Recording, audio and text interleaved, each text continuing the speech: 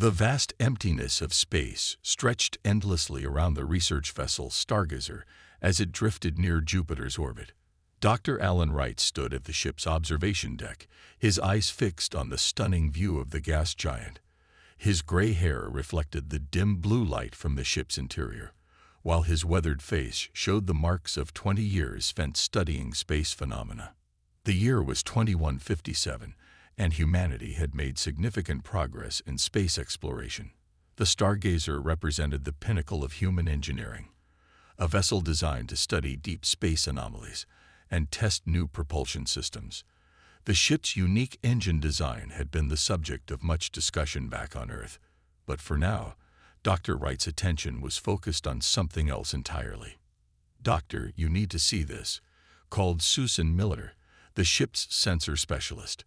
Her voice carried a mix of excitement and concern that made Wright turn immediately. She sat at her station, her fingers moving quickly across the holographic display as she analyzed the incoming data. "What have you found?" Wright asked, moving to stand behind her chair. The sensor readings showed unusual energy patterns, nothing like they had ever encountered before. "These signatures appeared about 10 minutes ago," Susan explained, pointing to the swirling patterns on her screen. "They don't match any known natural phenomena in our database." Wright leaned closer, his scientific curiosity piqued. "Can you pinpoint the source?" "That's the strange part," Susan replied, adjusting some settings.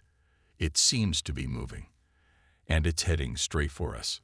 The bridge crew fell silent as they processed this information. Chief Engineer Paul Carter joined them, his face showing concern as he studied the readings. "Those energy levels are off the charts. Whatever it is, it's generating more power than our entire ship." "Alert status," Wright ordered calmly. "Not red alert yet, but I want everyone at their stations. Mary, send a message back to Earth about our findings." Mary Collins, the communications officer, nodded and began transmitting their data. The crew worked efficiently, their training kicking in despite the unusual situation. Suddenly, the space in front of their ship seemed to ripple, like heat waves rising from hot pavement. A massive vessel materialized before them, its surface covered in what appeared to be flowing metal. It dwarfed the Stargazer, making their research vessel look like a tiny shuttle in comparison. "My God," whispered Carter, his eyes wide. The alien ship's design defied conventional engineering principles. It seemed to bend and flow, its surface constantly shifting while maintaining its overall shape. Before anyone could react further, their communication system activated on its own. A voice spoke in perfect English, though it carried an odd resonance that made it sound almost musical. "Greetings, humans of the vessel Stargazer. We are representatives of the Galactic War Council. Your presence has been noted, and we wish to establish peaceful contact." Dr. Wright exchanged glances with his crew before stepping forward. "This is Dr. Alan Wright of the Earth research vessel Stargazer. We welcome peaceful contact." "Your engine signature caught our attention," the voice continued. "We have been monitoring Earth's technological progress for some time, but your approach to space travel is unexpected." Susan's console began displaying new data as the alien ship scanned them. "They're scanning our engine core," she reported, her voice steady despite the extraordinary situation. "Is there something wrong with our engines?" Wright asked, careful to keep his tone neutral. There was a pause before the alien voice responded. "Wrong? No, fascinating would be a more accurate term. Your method of achieving faster-than-light travel differs significantly from any approach used by the Council races." The next few hours were filled with careful diplomatic exchanges.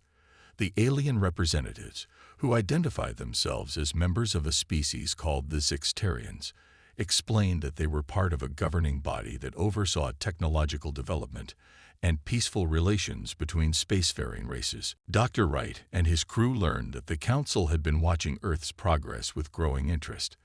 While most emerging civilizations followed predictable technological paths, humans had developed their engine technology along completely different lines. "Your fusion-based warp drive," the Zixterian representative explained, operates on principles we had not considered viable. The efficiency you've achieved with minimal exotic matter usage is remarkable." As the initial contact continued, more alien ships arrived. Representatives from other council races came to observe this unexpected development. The Stargazer's crew found themselves at the center of what would become humanity's most important first contact. The ship's mess hall had been converted into a makeshift meeting room. Dr. Wright sat with several alien representatives, explaining the basic principles behind their engine design. The aliens, despite their advanced technology, showed genuine interest in humanity's approach. "We developed this technology because we had to work with limited resources," Wright explained. "Earth doesn't have easy access to the exotic materials you use in your quantum fold drives, so we had to find another way." One of the alien representatives, a being that appeared to be made of crystalline structures, spoke through the translation system. "Necessity breeding innovation, a very human trait. We're learning." As the day progressed, both sides shared basic technological information. The humans were amazed by the advanced capabilities of the council races, while the aliens continued to show fascination with humanity's unique solutions to space travel. However, not all the news was positive. The council representatives explained that their organization had strict protocols regarding new civilizations, and Earth's unexpected technological leap had created a complex situation. "Your species has developed capabilities that could potentially upset the careful balance we maintain," the Zixtarian explained. "The Council will need to convene to discuss this development." Before departing, the aliens provided the Stargazer's crew with a communication device to maintain contact with the Council. They also left behind data packages containing basic information about the galactic community they would soon be joining. As the alien ships prepared to leave, Dr. Wright stood once again at the observation deck. Susan joined him, both of them watching the magnificent vessels disappear into fold space. "Everything's going to change now, isn't it?" Susan asked quietly. Wright nodded, a slight smile on his face. "Yes, but change isn't always bad. We've just proven that humanity has something unique to offer the galaxy. Our different perspective, our way of solving problems, it's valuable." The Stargazer began its journey back to Earth, carrying news that would forever change human history. They had not only made first contact, but had also discovered that humanity's approach to space travel had inadvertently challenged the technological assumptions of far more advanced civilizations. As they traveled home, Dr. Wright began preparing his report. He knew that explaining this encounter to Earth's governments would be challenging, but he also felt a sense of pride. Humanity had earned its place among the stars not through military might or advanced technology, but through innovation and creative problem-solving. The first contact had been made, and now humanity stood on the brink of joining a larger galactic community, one where their unique approach to technology might help shape the future of space travel for all species. Lisa Martinez stood in her laboratory at the North American Space Agency, surrounded by holographic displays showing engine schematics. Her dark hair was tied back messily, and her lab coat had coffee stains from the countless late nights she'd spent perfecting her designs. The readings from her latest test made her heart race with excitement.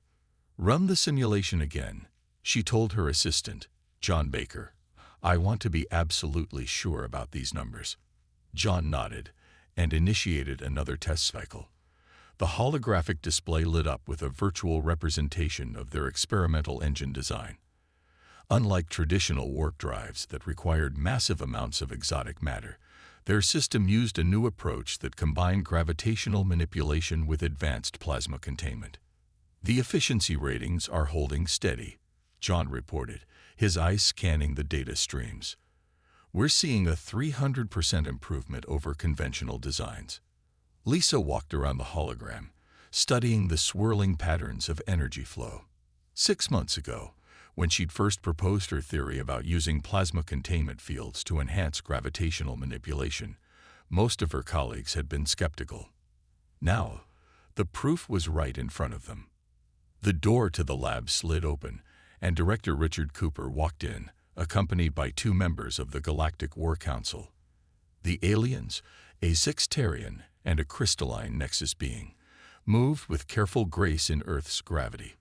Dr. Martinez, the director, said, "Our guests are very interested in your work." Lisa straightened up, trying to hide her nervousness. Since first contact 3 months ago, the presence of alien representatives had become more common at NASA facilities, but it still felt surreal. The Sixtarian stepped forward, its flowing metallic form shifting slightly. "We have reviewed your preliminary designs," it said through a translator. "Your approach is unprecedented." "Thank you," Lisa replied. "Would you like to see the latest test results?" John brought up the new data, and Lisa began explaining their breakthrough. Traditional warp drives require enormous amounts of exotic matter to function, but we found that by using a specialized plasma containment field, we could achieve similar space-time distortion effects with much less exotic material. The Nexus beam moved closer to the hologram, its crystalline structure catching the light. "The energy efficiency readings are remarkable. How did you conceive of this approach?" Lisa smiled slightly. "Actually, it was inspired by watching how solar flares interact with planetary magnetic fields. We theorized that a similar principle could be applied to warp field generation." The aliens exchanged looks, or what Lisa assumed were looks, given their alien physiology. The Sixtarian spoke again. "Your species continues to surprise us. You've developed a method of faster-than-light travel that none of our civilizations considered viable." Director Cooper beamed with pride. "Dr. Martins and her team have been working on this project for 3 years. The breakthrough came just before first contact." Lisa pulled up another simulation, showing how their engine design created stable warp bubbles using minimal exotic matter. The key was finding a way to amplify the gravitational effects using contained plasma. The plasma acts as a catalyst, allowing us to achieve greater space-time distortion with less energy input. This could revolutionize space travel throughout the galaxy, the Nexus being observed. "Our current drives require massive infrastructure and rare materials. Your design could make faster-than-light travel more accessible to developing civilizations." The implications of this statement hung in the air. Lisa had been focused on the scientific aspects of her work, but now she realized the political and social impact it could have on the galactic community. "There's more," John added, bringing up another set of data. "We've managed to increase the stability of the warp field by introducing a resonance pattern in the plasma containment. It actually makes the drive safer and more reliable than current methods." The aliens spent the next few hours reviewing technical data and asking detailed questions. Lisa and her team explained every aspect of their design, from the initial theoretical work to the practical engineering challenges they'd overcome.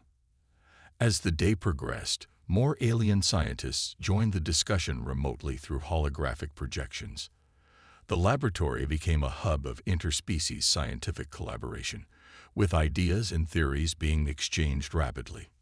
"Your approach to problem-solving is fascinating," one of the alien scientists commented.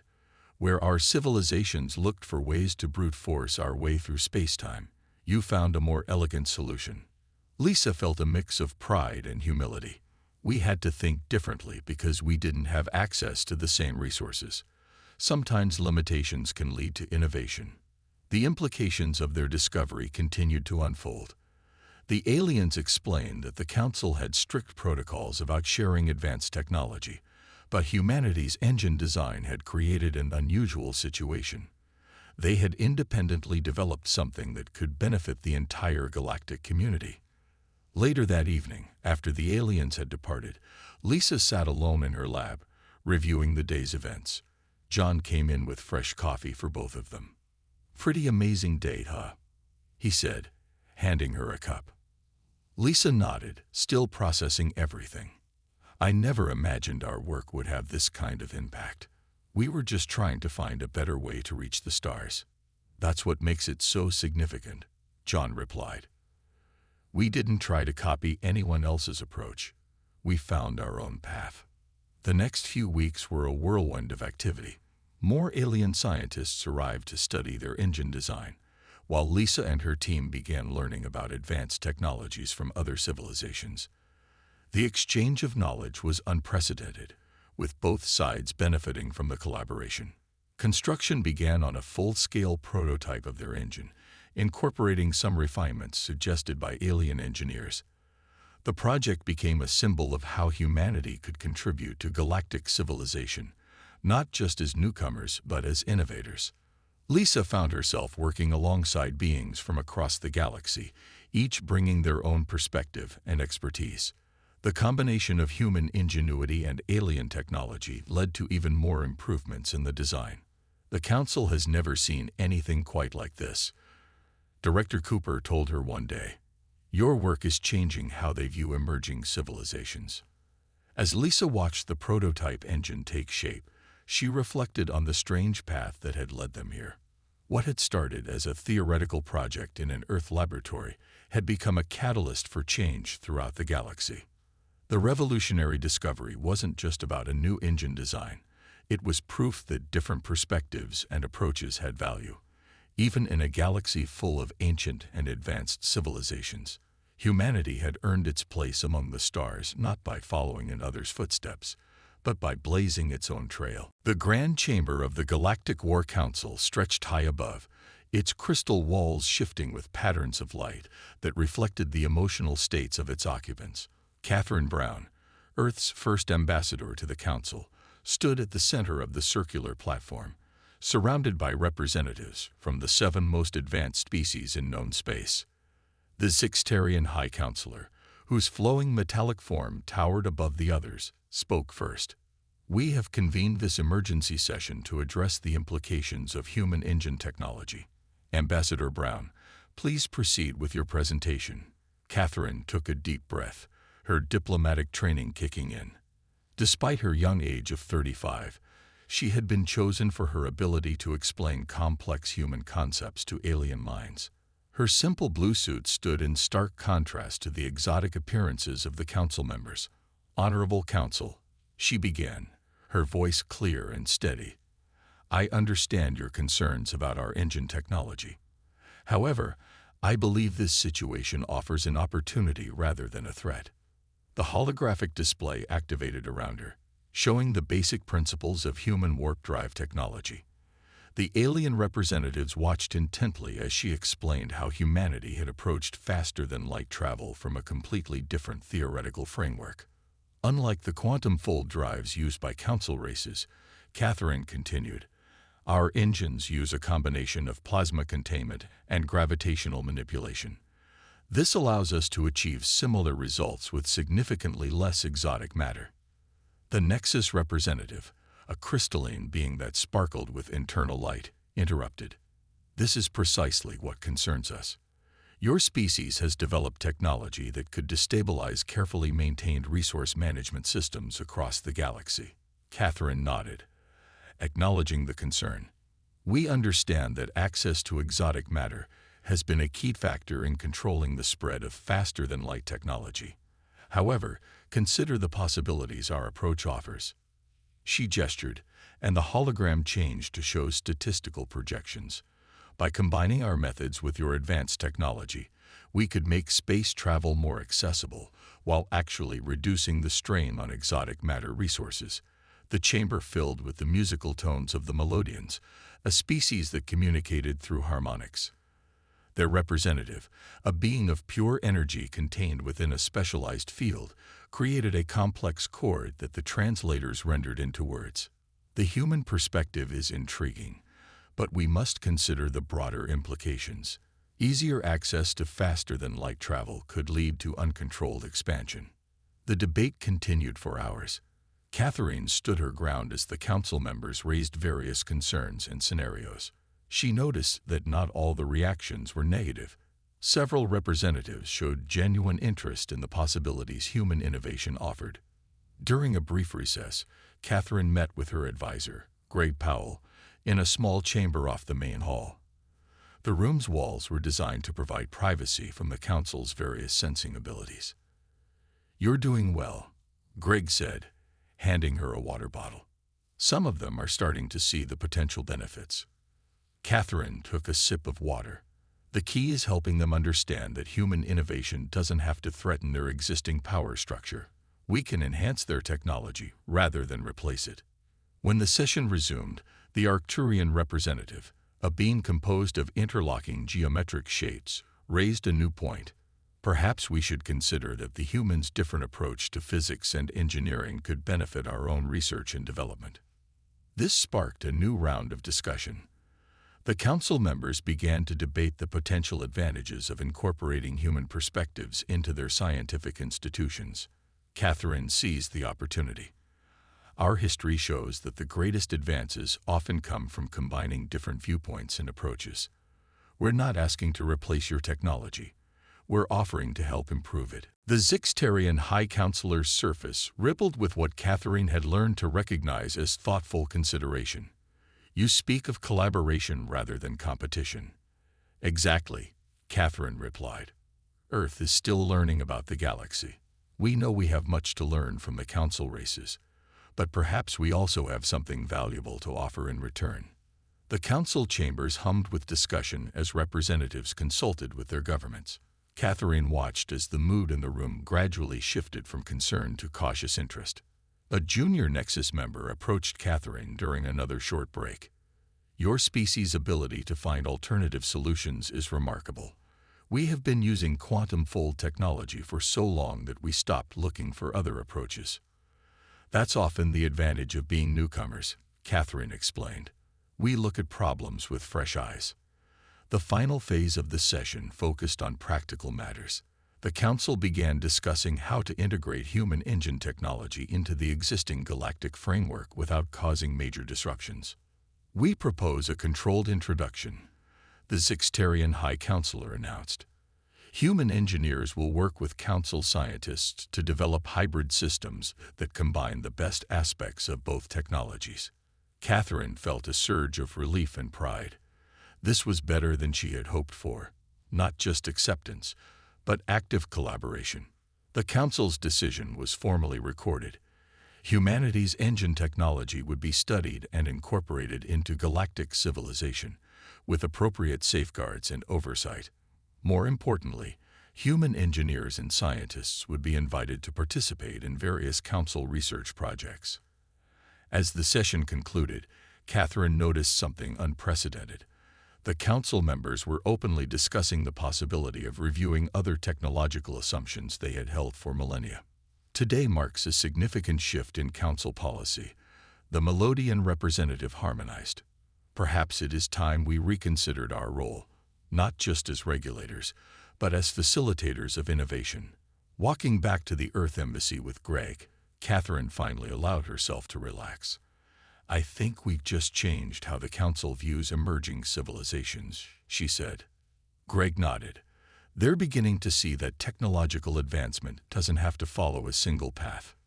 Different perspectives can lead to better solutions for everyone. The news of the council's decision would soon reach Earth, where it would be celebrated as a major diplomatic victory. But the real impact went deeper than politics. Humanity had shown that innovation and fresh thinking could benefit even the most advanced civilizations. As she prepared her report for Earth's government, Catherine realized that this was just the beginning. The Council's acceptance of human technology had opened the door for greater collaboration and exchange of ideas. The galaxy was about to become a much more interesting place. Chief Engineer Peter Walsh wiped the sweat from his brow as he stood in the massive engineering bay of the International Space Center. Around him, human and alien engineers worked together, their focus intense as they combined technologies that had never been merged before. The bay itself was a testament to the ongoing exchange program. Familiar human tools and equipment sat alongside alien devices that seemed to defy the laws of physics. Holographic displays filled the air, showing complex schematics that blended human and alien design principles. The plasma containment field is holding steady, reported Alice Grant, one of the human engineers working with a Zixtarian scientist. Her hands moved confidently over the control panel as she adjusted the field strength. Peter walked over to examine their work. The prototype engine before them represented the first successful fusion of human and alien technology. It combined the efficiency of human plasma-based systems with the stability of alien quantum mechanics. The energy output is remarkable, the Sixtarian observed, its metallic form shifting with what Peter had learned to recognize as excitement. Your species' approach to plasma manipulation has opened possibilities we never considered. The last 3 months had been a whirlwind of activity. After the Council's decision to embrace human innovation, engineering teams from across the galaxy had arrived on Earth to study and collaborate on new technologies. In another section of the bay, human physicist Danny Martinez worked with a Nexus engineer to refine the gravitational control systems. Their different approaches to physics had initially caused confusion, but now they worked in perfect sync.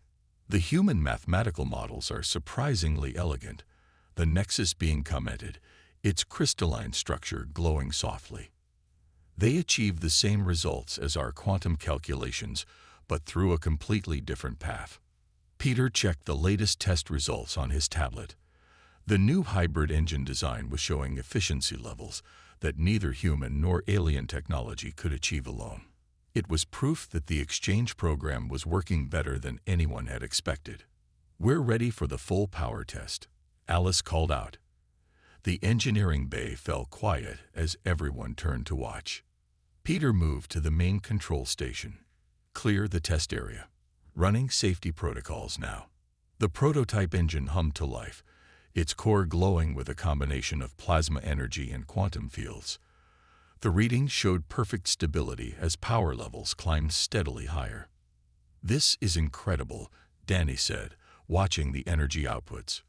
"We're achieving faster than light potential with just 30% of the usual exotic matter requirement." The success of the test brought smiles to both human and alien faces. Even the normally reserved council observers showed signs of approval. During the lunch break, Peter sat with a group of engineers from different species, sharing meals and ideas. The cafeteria had been modified to accommodate various alien biological needs, becoming a symbol of their growing cooperation. "I never thought I'd see anything like this," said Linda Parker, one of the junior engineers. "We're not just learning their technology. They're actually learning from us too." A Melodian engineer added its musical perspective, which the translators converted. "Your species has shown us that sometimes the best solution is not the most obvious one. Your willingness to explore unconventional approaches has proven invaluable." The afternoon brought new challenges as they began work on integrating the hybrid engine design into existing spacecraft. The different engineering philosophies sometimes clashed, but the teams had learned to turn these conflicts into opportunities for innovation. "The human safety protocols are actually more stringent than ours in some areas," noted a Sixtarian engineer. "We've been incorporating them into our own designs." Peter spent hours working with alien engineers to solve complex integration problems. Each species brought unique insights and approaches, leading to solutions that none of them could have developed alone. "It's not just about the technology," he explained to a group of visiting officials. "It's about combining different ways of thinking. Each species approaches problems from their own perspective, and when we put them all together, we get better results." The exchange program had grown beyond just engine technology. Human innovations in other areas had caught the attention of the council races. Medical techniques, computer interfaces, and even agricultural methods were being studied and adapted. Late in the evening, as most of the teams were finishing their work, Peter received an urgent message from the council. They wanted to fast-track the implementation of the new hybrid engines, starting with a joint fleet of research vessels. "They're actually letting us take the lead on this," Alice said, reading the message over his shoulder. "That's a big change from their usual careful approach." Peter nodded, already planning the next day's work. "We've earned their trust. Now we need to show them it was well placed." The engineering bay slowly emptied as the day shift ended, but the work would continue around the clock. Teams from different time zones and planets would take over, ensuring the project moved forward constantly. Before leaving, Peter took a moment to look at the prototype engine. It represented more than just technological advancement. It was proof that different species could work together and learn from each other. A Nexus engineer approached him. "Your species has changed how we think about technological development. The Council has existed for millennia, but in just a few months, humans have shown us new ways to approach old problems." Peter smiled. "Sometimes it helps to come at things from a different angle. We might be new to space travel, but we've got plenty of experience thinking outside the box." As he walked to his quarters, Peter reflected on how much had changed. The technology exchange had become a two-way street, with both humans and aliens learning and growing together. It wasn't just about building better engines anymore. It was about building a better future for all species. The next morning would bring new challenges and opportunities, but Peter knew they were ready for them. Humanity had found its place in the galactic community, not by following the established path, but by showing there could be many paths to the same destination. The warning lights flashed as another test began, and Peter turned back to his work.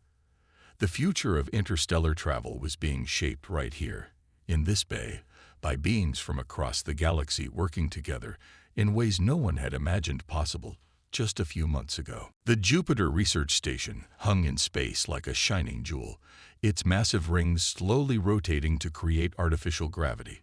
Laura Matthews stood at the observation deck, watching as ships from various species came and went, their engines leaving trails of both quantum distortion and plasma wake, a visible sign of the successful merger of human and alien technology. As the head of hybrid technology development, Laura had spent the last year overseeing the integration of human innovation with alien engineering principles. The results had exceeded everyone's expectations. Director Matthews called out Sam Harris, her assistant, as he hurried across the deck. "The latest test results from Bay 4 are in. You're going to want to see this." Laura followed Sam to the main research center, where holographic displays showed data streams from multiple experiments. The station had become a hub for interspecies collaboration, with scientists from across the galaxy working together on new technologies. "The efficiency ratings are off the charts," Sam explained, pulling up the relevant data. "The new hybrid drive is using 75% less exotic matter than traditional designs, while achieving 50% higher speeds." Laura studied the numbers carefully. The latest prototype combined human plasma containment principles with advanced alien quantum mechanics in ways that neither civilization had thought possible before. "Send these results to the Council," she said. "They'll want to begin implementation testing right away." The research center buzzed with activity. Human engineers worked alongside alien scientists, their different approaches to problems leading to innovative solutions. In one corner, a team was developing new medical technologies that combined human cellular research with alien energy manipulation. "The Council representatives are here for the monthly review," Sam reminded her. "They're waiting in the conference room." The conference room, designed to accommodate beings of various sizes and environmental needs, was already full when Laura arrived. Council members from 7 different species sat or floated around the table, their attention focused on the holographic display at the center. Director Matthews, the Zixtarian representative, greeted her, its metallic form shifting in what she now recognized as a gesture of respect. "Your latest results are most impressive." Laura began her presentation, explaining how the station's various projects were progressing. The hybrid technology program had expanded far beyond just engine design, now encompassing everything from medical equipment to environmental systems. "The success of human-alien collaboration has exceeded our most optimistic projections," she explained. "We're seeing breakthrough developments in fields we hadn't even considered when this program began." A Melodian counselor created a harmonious chord that the translators converted to speech. "The human ability to approach problems from unexpected angles continues to provide valuable insights. Your species has helped us break free from millennia of technological stagnation." The meeting continued as they discussed new projects and possibilities. The Council, once primarily focused on regulating and controlling technological development, had transformed into a collaborative body that encouraged innovation. In the station's medical bay, Dr. Ryan Cooper demonstrated a new healing device that combined human understanding of cellular regeneration with alien energy manipulation techniques. We can now treat injuries and diseases that were previously considered incurable, he explained to a group of visiting scientists. The station's success had led to similar facilities being established throughout the solar system and beyond. Earth had become a center for technological innovation, attracting researchers and engineers from across the galaxy. Later that day, Laura visited the engineering section, where crews were installing new hybrid systems. The sight of humans and aliens working side by side had become commonplace, but it still filled her with pride. The integration of technologies has been smoother than anyone expected, noted Chief Engineer Ben Foster. It's like our different approaches were meant to complement each other. The station's communications center was constantly busy, coordinating with research teams across the galaxy. New discoveries and innovations were shared freely, leading to rapid advancement in countless fields. We've received another request for hybrid technology training programs, reported Communications Officer Maria Diaz. 3 more species want to send engineering teams to learn our combined techniques. Laura's tablet beeped with an incoming priority message. The Council had approved funding for 5 new research stations based on the Jupiter facility's design. Each would focus on different aspects of hybrid technology development. They want you to oversee the implementation, Sam said, reading the message. You're becoming quite famous in galactic scientific circles. Laura smiled, remembering the early days when some had doubted the value of human innovation. Now, their approach to problem-solving was being studied and adopted throughout the galaxy. In the station's recreational area, off-duty crew members from various species shared meals and stories. Cultural exchange had followed technological collaboration, leading to better understanding between different civilizations. It's amazing how far we've come, said Dr. Cooper, joining Laura for dinner. 5 years ago, we were just making first contact. Now we're helping reshape galactic technology. The station's lights dimmed slightly as it entered night cycle, though work continued around the clock. In the research labs, teams of scientists pursued new breakthroughs, while in the engineering bays, crews refined and improved existing systems. Laura made her final rounds before retiring to her quarters. She stopped at each major section, checking on ongoing projects and speaking with team members. The enthusiasm and dedication she saw reminded her why their work was so important. Tomorrow we start testing the new environmental systems, Sam reported as they walked. The aliens are particularly interested in our approach to atmospheric recycling. Looking out at Jupiter's massive form through a viewport, Laura reflected on how much had changed. Humanity had not only joined the galactic community, but had helped transform it. Their unique perspective had shown that progress didn't have to follow a single path. The station's hybrid engines hummed softly, maintaining their orbit around Jupiter. These engines, combining the best of human and alien technology, were now standard throughout the galaxy. They represented more than just technological advancement. They were a symbol of what different species could achieve together. As she prepared her daily report for Earth and the Council, Laura felt optimistic about the future. The new era of collaboration had opened up possibilities that neither humans nor aliens had imagined before, and this was just the beginning. The Jupiter Research Station continued its endless dance around the gas giant, a beacon of progress and cooperation in the vast expanse of space. Inside its walls, the future was being shaped by beings from across the galaxy, working together to push the boundaries of what was possible.